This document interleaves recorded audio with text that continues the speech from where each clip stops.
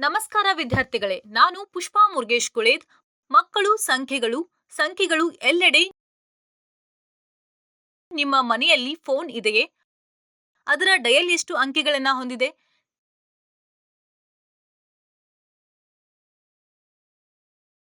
ನಿಮ್ಮ ಪ್ರದೇಶದ pin code ಯಾವುದು? ಇದು ಹೇಗೆ ಉಪಯುಕ್ತವಾಗಿದೆ? ನೀವು ವಾಹನವನ್ನ ನಿಲ್ಲಿಸುವಾಗ ನಿಮಗೆ ಟೋಕನ್ ಸಿಗುತ್ತದೆಯೇ? ಅದರ ಉದ್ದೇಶವೇನು?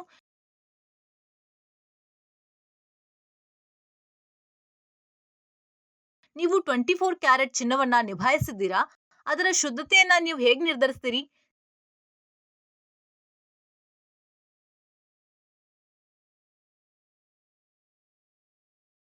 ನಿಮ್ಮ ಕನ್ನಡಕದ ಪವರ್ ಎಷ್ಟಿದೆ?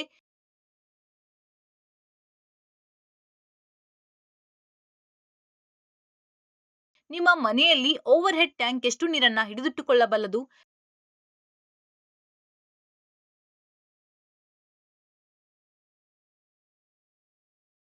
ನಿಮ್ಮ ಸ್ನೇಹಿತರಿಗೆ ಜ್ವರವಿದೆಯೇ? ಅವರ ದೇಹದ ಉಷ್ಣತೆ ಎಷ್ಟು? ನೀವು ಇಲ್ಲಿಯವರೆಗೆ ಹಲವಾರು ರೀತಿಯ ಸಂಖ್ಯೆಗಳ ಬಗ್ಗೆ ಕಲಿತಿದ್ದೀರಿ. ಈಗ ಆಲೋಚನೆಗಳನ್ನ ಮತ್ತಷ್ಟು ವಿಸ್ತರಿಸುವ ಸಮಯ. ಈ ಪಾಠವನ್ನ ಪೂರ್ಣಗೊಳಿಸಿದ ನಂತರ ನೀವು ತಿಳಿದುಕೊಳ್ಳಲು ಸಾಧ್ಯವಾಗುತ್ತೆ. ಕಲಿಕೆಯ ಫಲಿತಾಂಶಗಳು ನೀಡಿದ 2 ಭಾಗಲಬ್ಧ ಸಂಖ್ಯೆಗಳ ನಡುವೆ ಅನಂತವಾದ ಅನೇಕ ಭಾಗಲಬ್ಧ ಸಂಖ್ಯೆಗಳಿವೆ ಎಂದು ತಿಳಿಯಬಹುದು.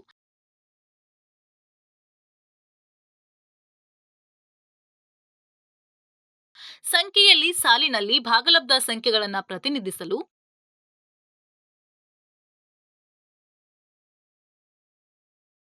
ಈ ಪಾಠದಿಂದ ಕೀವರ್ಡ್ಗಳು: ಸಂಖ್ಯೆ, ಧನಾತ್ಮಕ ಸಂಖ್ಯೆಗಳು, ಋಣಾತ್ಮಕ ಸಂಖ್ಯೆಗಳು,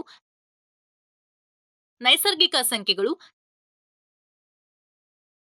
ಸಂಪೂರ್ಣ ಸಂಖ್ಯೆಗಳು, ಭಾಗಲಬ್ಧ ಸಂಖ್ಯೆಗಳು, ಅಭಾಗಲಬ್ಧ ಸಂಖ್ಯೆಗಳು ಮತ್ತು ಪೂರ್ಣಾಂಕಗಳು.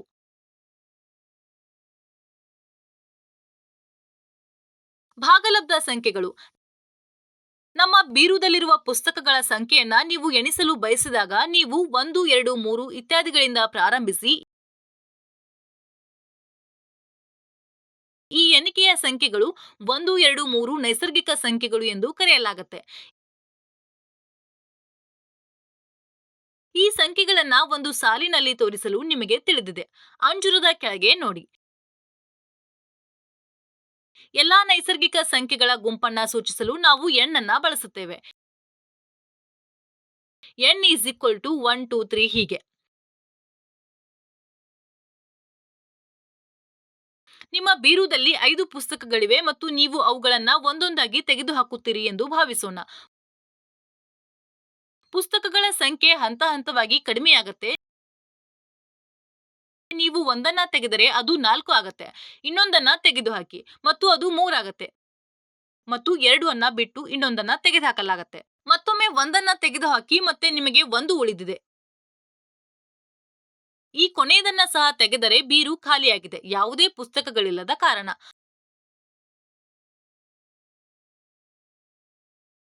ಅಂತಹ ಪರಿಸ್ಥಿತಿಯನ್ನ ಸೂಚಿಸಲು ನಾವು ಚಿಹ್ನೆ 0 ಅನ್ನ ಬಳಸ್ತೇವೆ. ಇದು ಯಾವುದೇ ಪ್ರಮಾಣದ ಅನುಪಸ್ಥಿತಿಯನ್ನ ಸೂಚಿಸುತ್ತದೆ. ಹೀಗಾಗಿ ಪುಸ್ತಕಗಳಿಲ್ಲ ಎಂದು ಹೇಳಲು ನೀವು ಪುಸ್ತಕಗಳ ಸಂಖ್ಯೆ 0 ಎಂದು ಬರೆಯಬಹುದು. ಶೂನ್ಯವನ್ನ ಅಂಕಿಯಾಗಿ ಸೇರಿಸಿ ನೀವು ಈಗ ಸಂಖ್ಯೆಗಳನ್ನ 0, 1, 2, 3 ಮತ್ತು ಅವುಗಳ ಸಂಪೂರ್ಣ ಸಂಖ್ಯೆಗಳನ್ನ ಕರೆಯಬಹುದು.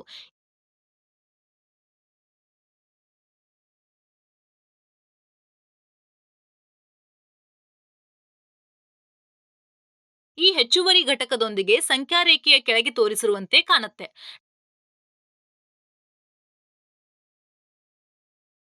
W is equal to 0, 1, 2, 3. ನಾವು ಎಲ್ಲಾ ಪೂರ್ಣ ಸಂಖ್ಯೆಗಳ ಗುಂಪನ್ನ ಸೂಚಿಸಲು W ಅನ್ನ ಬಳಸ್ತೇವೆ.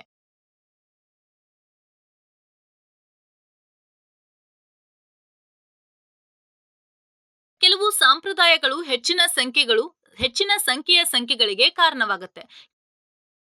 ಕೆಲವು ಸಂಪ್ರದಾಯಗಳನ್ನ ಚಿಹ್ನೆಯಿಂದ ಸೂಚಿಸಲಾದ ಧನಾತ್ಮಕ ಎಂದು ಭಾವಿಸಬಹುದು ಎಂದು ನಾವು ಒಪ್ಪಿಕೊಳ್ಳೋಣ. ಮೇಲಕ್ಕೆ ಅಥವಾ ಮುಂದಕ್ಕೆ ಅಥವಾ ಹೆಚ್ಚುತ್ತಿರುವ ವಿಷಯವು ಧನಾತ್ಮಕವಾಗಿರುತ್ತದೆ ಮತ್ತು ಕೆಳಗೆ ಅಥವಾ ಹಿಂದುಳಿದ ಅಥವಾ ಕಡಿಮೆಯಾಗುತ್ತಿರುವ ಯಾವುದಾದರೂ ಋಣಾತ್ಮಕ ಎಂದು ಮೈನಸ್ ಚಿಹ್ನೆಯಿಂದ ಸೂಚಿಸಲಾಗುತ್ತೆ.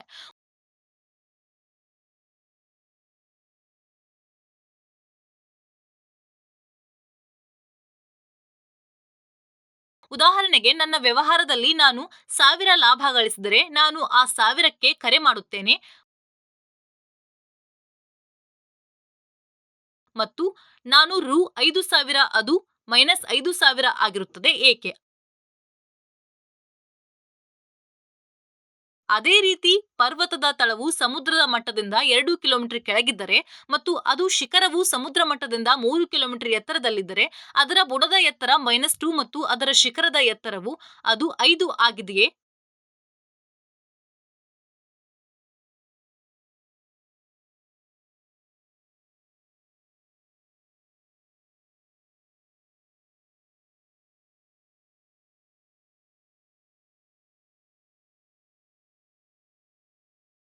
ಈ ತಿಳುವಳಿಕೆಯೊಂದಿಗೆ ನೀವು ನೈಸರ್ಗಿಕ ಸಂಖ್ಯೆಗಳನ್ನು ಧನಾತ್ಮಕ ಸಂಖ್ಯೆಗಳನ್ನಾಗಿ ಪರಿಗಣಿಸಬಹುದು ಮತ್ತು ಅವುಗಳನ್ನು ಧನಾತ್ಮಕ ಪೂರ್ಣಾಂಕಗಳಾಗಿ ಮರುಹೆಸರಿಸಬಹುದು. ಆ ಮೂಲಕ ನೀವು ಋಣಾತ್ಮಕ ಪೂರ್ಣಾಂಕಗಳ ಪ್ರದೇಶವನ್ನ ಸಕ್ರಿಯಗೊಳಿಸಿದ್ದೀರಿ. -1, -2, -3.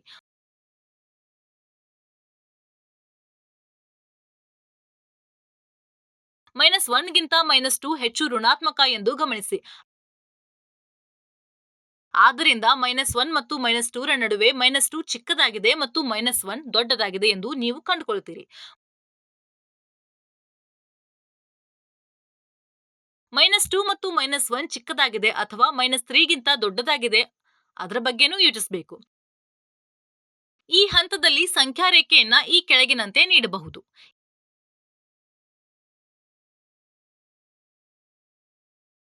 ಎಲ್ಲಾ ಪೂರ್ಣಾಂಕಗಳ ಗುಂಪನ್ನ ಸೂಚಿಸಲು ನಾವು z ಅನ್ನ ಬಳಸ್ತೇವೆ. z is equal to -3, -2, -1, 0, 1, 2, 3 ಹೀಗೆ.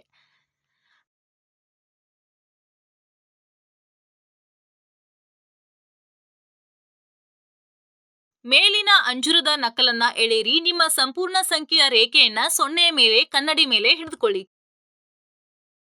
ಕನ್ನಡಿಯಲ್ಲಿ ಪ್ರತಿಬಿಂಬಿಸುವ ನೈಸರ್ಗಿಕ ಸಂಖ್ಯೆಗಳನ್ನ ನೀವು ನೋಡ್ತೀರಿ.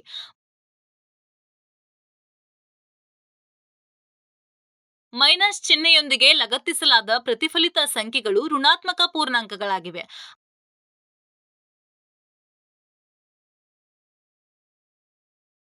ಆದ್ದರಿಂದ 0ದ ಎಡಭಾಗದಲ್ಲಿರುವ ಸಂಖ್ಯೆಗಳು ಋಣಾತ್ಮಕವಾಗಿರುತ್ತವೆ ಮತ್ತು 0ದ ಬಲಭಾಗದಲ್ಲಿರುವ ಸಂಖ್ಯೆಗಳು ಧನಾತ್ಮಕವಾಗಿರುತ್ತೆ. ಆದರೆ 0 ಋಣಾತ್ಮಕವೂ ಅಲ್ಲ, ಧನಾತ್ಮಕವೂ ಅಲ್ಲ. 0 ಕೇವಲ 0, ಇದು ಬದ್ಧವಲ್ಲ. ಮೇಲಿನ ಅಂಕಿಗಳನ್ನ ಅಂಜೂರದ ಮೇಲೆ ನೀವು ನೋಡಿದಾಗ ಯಾವುದೇ ಜೋಡಿ ಅನುಕ್ರಮ ಪೂರ್ಣಾಂಕಗಳ ನಡುವಿನ ಅಂತರದಿಂದ ನೀವು ವಿನೋದವನ್ನ ಪಡೆಯುವುದು ಖಚಿತ. ನಡುವೆ ಕೆಲವು ಸಂಖ್ಯೆಗಳು ಇರಬಹುದೇ?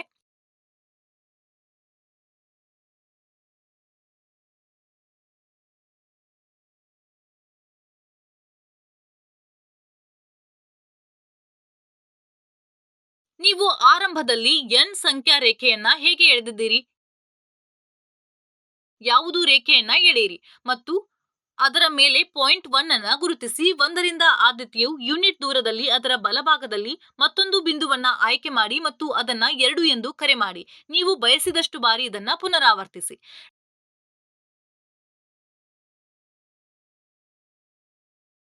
W ಅಂಜೂರದ ಮೇಲೆ ಪಡೆಯಲು 1ರಿಂದ 0 ಪಡೆಯಲು ಎಡಭಾಗದಲ್ಲಿ ಒಂದು ಘಟಕಕ್ಕೆ ಹೋಗಿ. ಈಗ Z ಸುಲಭವಾಗಿದೆ. ಎಡಭಾಗದಲ್ಲಿ ವ್ಯಾಯಾಮವನ್ನ ಪುನರಾವರ್ತಿಸಿ. ನೀವು ಈಗಾಗಲೇ ಭಿನ್ನರಾಶಿಗಳನ್ನ ಕಂಡಿದ್ದೀರಿ. Z ನಲ್ಲಿ 1/2 ತೋರಿಸಿರುವ ಬಿಂದುವನ್ನ ನೀವು ಹೇಗೆ ಗುರುತಿಸುತ್ತೀರಿ? ಇದು 0 ಮತ್ತು 1ರ ನಡುವೆ ಕೇವಲ ಮಧ್ಯದಲ್ಲಿದೆ. ಅದೇ ರೀತಿಯಲ್ಲಿ ನೀವು 1/3, 1/4, 1/5, 2, 3/4 ಇತ್ಯಾದಿಗಳನ್ನ ಪ್ಲಾಟ್ ಮಾಡಬಹುದು. ಹಲವಾರು ವಿಭಿನ್ನ ಭಿನ್ನರಾಶಿಗಳನ್ನ ತೋರಿಸಲಾಗಿದೆ ಎಂದು ನೀವು ಕಾಣಬಹುದು.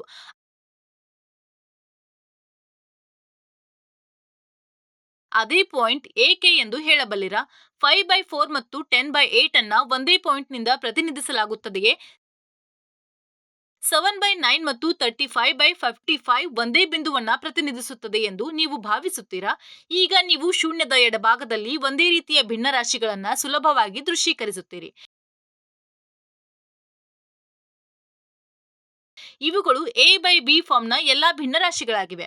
ಅಲ್ಲಿ ಎ ಮತ್ತು ಬಿ ಒಂದು ನಿರ್ಬಂಧದೊಂದಿಗೆ ಪೂರ್ಣಾಂಕಗಳಾಗಿವೆ. ಅದು ಬಿ ನಾಟ್ ಈಕ್ವಲ್ ಟು 0. ಏಕೆ?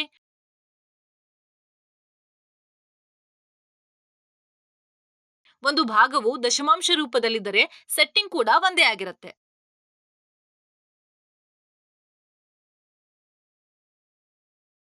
ಭಿನ್ನರಾಶಿಗಳು ಮತ್ತು ಉದ್ದಗಳ ಅನುಪಾತಗಳ ನಡುವಿನ ಸಂಪರ್ಕದಿಂದಾಗಿ ನಾವು ಅವುಗಳನ್ನ ಭಾಗಲಬ್ಧ ಸಂಖ್ಯೆಗಳು ಎಂದು ಹೆಸರಿಸ್ತೇವೆ.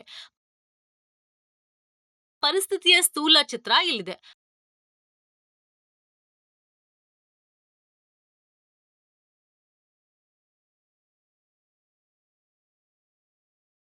ಭಾಗಲಬ್ಧ ಸಂಖ್ಯೆಯು ಎರಡು ಪೂರ್ಣಾಂಕಗಳ ಅಂಶವನ್ನ ಸೂಚಿಸುವ ಒಂದು ಭಾಗವಾಗಿದೆ, ಸೊನ್ನೆಯಿಂದ ಭಾಗಿಸುವಿಕೆಯನ್ನ ಹೊರತುಪಡಿಸಿ.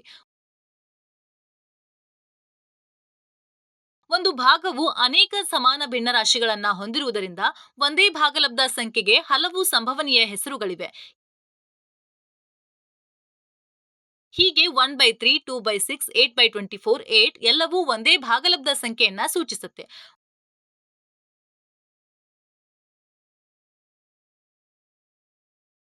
ಒಂದು ಭಾಗಲಬ್ಧ ಸಂಖ್ಯೆಗಳ ಸಾಂದ್ರತೆಯ ಆಸ್ತಿ. ಎ, ಬಿ ಅಲ್ಲಿ ಎ ಗ್ರೇಟರ್ ದ್ಯಾನ್ ಬಿ ಮತ್ತು ಅವುಗಳ ಎಎಂ ಅನ್ನ b/2 ನಿಂದ ನೀಡಲಾಗಿದೆ ಎಂದು ಪರಿಗಣಿಸಿ. ಇದು ಎಎಂ ಒಂದು ಭಾಗಲಬ್ಧ ಸಂಖ್ಯೆಯೇ? ನೋಡೋಣ. A is equal to P Q, Q ಪೂರ್ಣಾಂಕಗಳು ಮತ್ತು ಕ್ಯೂ ನಾಟ್ ಈಕ್ವಲ್ ಟು 0 ಆಗಿದ್ದರೆ B is equal to R S ಪೂರ್ಣಾಂಕಗಳು ಮತ್ತು S is not equal to 0.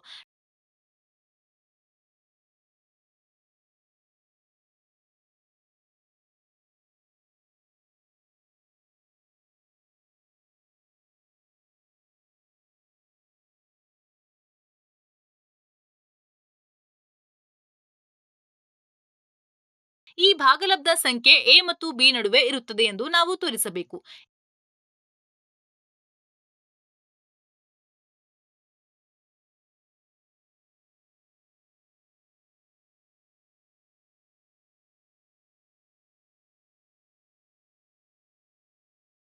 ಆದ್ರಿಂದ a greater than a plus b by 2, and that is equation number 1.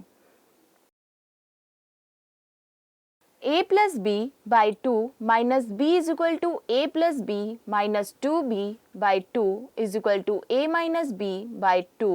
ಇದು greater than 0 ದಿಂದ a greater than b. ಆದ್ರಿಂದ a plus b by 2 greater than b. Equation 1 ಮತ್ತು 2 ರಿಂದ a greater than a b2 greater than b ಎಂದು ನಾವು ನೋಡುತ್ತೇವೆ.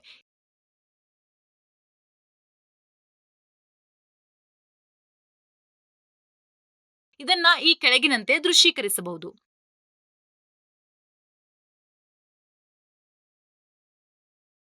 ಹೀಗಾಗಿ ಯಾವುದೇ ಎರಡು ಭಾಗಲಬ್ಧ ಸಂಖ್ಯೆಗಳಿಗೆ ಅವುಗಳ ಸರಾಸರಿ ಮಧ್ಯಬಿಂದು ಭಾಗಲಬ್ಧವಾಗಿರುತ್ತದೆ. ಅನಂತವಾದ ಅನೇಕ ಭಾಗಲಬ್ಧ ಸಂಖ್ಯೆಗಳನ್ನ ಉತ್ಪಾದಿಸಲು ನಾವು ಈ ಪ್ರಕ್ರಿಯೆಯನ್ನ ಅನಿರ್ದಿಷ್ಟವಾಗಿ ಪುನರಾವರ್ತಿಸಬಹುದು. ಉದಾಹರಣೆಗೆ 1/2 ಮತ್ತು 2/3 ನಡುವಿನ ಯಾವುದೇ ಎರಡು ಭಾಗಲಬ್ಧ ಸಂಖ್ಯೆಗಳನ್ನ ಹುಡುಕಿ. ಪರಿಹಾರ 1. In 1/2 and 2/3 is equal to 1/2 into 1/2 plus 2/3 is equal to 1/2 into 3 plus 4 by 6 is equal to 1/2 into 7 by 6, that is equal to 7/12. ನಡುವಿನ ಭಾಗಲಬ್ಧ ಸಂಖ್ಯೆ 1/2 and 7/12 is equal to 1/2 into 1/2 plus 7/12 is equal to 1/2 into 6 plus 7/12 is equal to 1/2 into 13/12, that is equal to 13/24. ನಡುವಿನ ಭಾಗಲಬ್ಧ ಸಂಖ್ಯೆ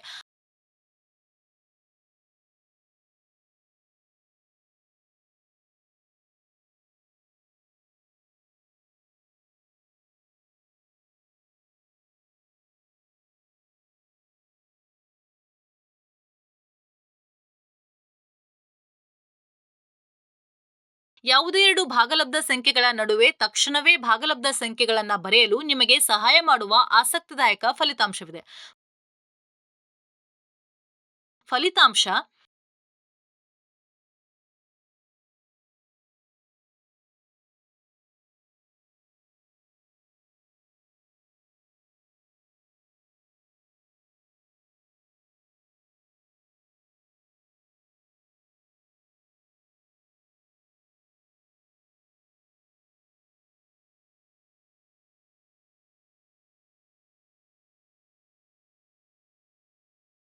ನಾವು ಅದೇ ಉದಾಹರಣೆಯನ್ನ ತೆಗೆದುಕೊಳ್ಳೋಣ. 1/2 ಮತ್ತು 2/3 ನಡುವಿನ ಯಾವುದೇ ಎರಡು ಭಾಗಲಬ್ಧ ಸಂಖ್ಯೆಗಳನ್ನ ಹುಡುಕಿ. ಪರಿಹಾರ 2.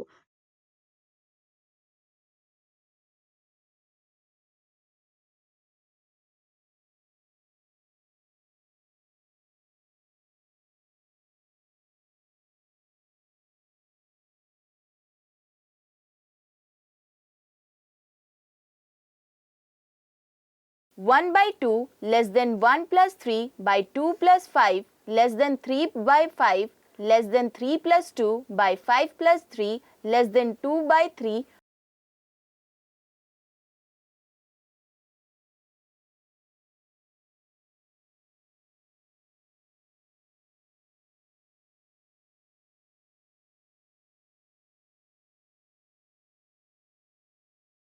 ಪರಿಹಾರ 3.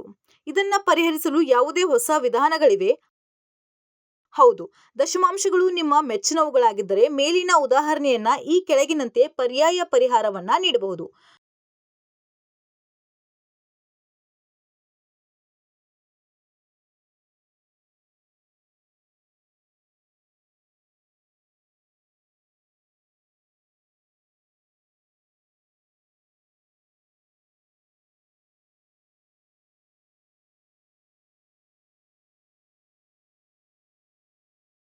ಪರಿಹಾರ 4. ಕೆಲವು ಸಮಸ್ಯೆಗಳನ್ನ ಪರಿಹರಿಸಲು ಇನ್ನೂ ಒಂದು ಮಾರ್ಗವಿದೆ. ಉದಾಹರಣೆಗೆ 4/9 ಮತ್ತು 3/5 ನಡುವಿನ 4 ಪಡಿತರ ಸಂಖ್ಯೆಗಳನ್ನ ಕಂಡುಹಿಡಿಯಲು 9 ಮತ್ತು 5ರ LCM 45 ಆಗಿರುವುದನ್ನ ಗಮನಿಸಿ. ಆದ್ರಿಂದ ನಾವು 4/9 20/45 ಮತ್ತು 3/5 27/45 ಬರೆಯಬಹುದು.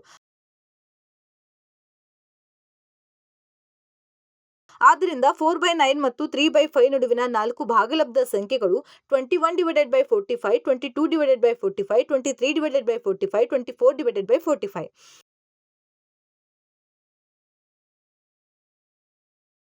ನೆನಪಿಡುವ ಅಂಶಗಳು: ಭಾಗಲಬ್ಧ ಸಂಖ್ಯೆಯ ಎರಡು ಪೂರ್ಣಾಂಕಗಳ ಅಂಶವನ್ನ ಸೂಚಿಸುವ ಒಂದು ಭಾಗವಾಗಿದೆ, 0ಯಿಂದ ಭಾಗಿಸುವಿಕೆಯನ್ನ ಹೊರತುಪಡಿಸಿ. ಭಿನ್ನರಾಶಿಗಳು ಮತ್ತು ಉದ್ದಗಳ ಅನುಪಾತಗಳ ನಡುವಿನ ಸಂಪರ್ಕ, ನಾವು ಅವುಗಳನ್ನ ಭಾಗಲಬ್ಧ ಸಂಖ್ಯೆಗಳು ಎಂದು ಹೆಸರಿಸುತ್ತೇವೆ. ಭಾಗಲಬ್ಧ ಸಂಖ್ಯೆಯನ್ನ ಕೊನೆಗೊಳ್ಳುವ ಅಥವಾ ಅಂತ್ಯಗೊಳಿಸಿದ ಪುನರಾವರ್ತಿತ ದಶಮಾಂಶವಾಗಿ ವ್ಯಕ್ತಪಡಿಸಬಹುದು.